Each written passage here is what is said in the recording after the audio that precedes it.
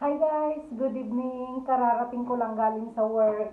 And ito yung OOTD ko ngayon guys. Naka-leggings ako. Tapos, sweatshirt. Yan, Fendi. Fendi sweatshirt. Ngayon guys, ang video natin for today's video ay, ipapakita ko sa inyo what's in my bag challenge. Ito, ginamit ko na yung bag na gift ni Batnang. Ayan. What's in my bag challenge. Tingnan natin guys kung ano, or ipapakita ko sa inyo kung ano ang laman ng aking bag pag pumapasok ako sa trabaho. Hindi ko pa talaga natanggal guys. Ayan. What's in my bag challenge for today's video. Ayan guys. Ito, una, yung saucy. Next, itong lip gloss. Kasi hindi ako nagli-lipstick guys, lip gloss lang ako. Ayan, lip gloss.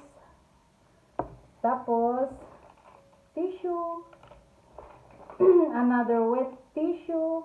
Ito guys, hindi siya wet. Ito, wet tissue, hydroalcoholicas ito guys. Hydroalcoholicas. Pang pagkatapos ko magtrabaho, maglinis, ganon. At syempre, may alcohol. Meron din akong ito yung gamot ko sa allergy. Pag ako ng atching ako ng atching, ito, si Teresina.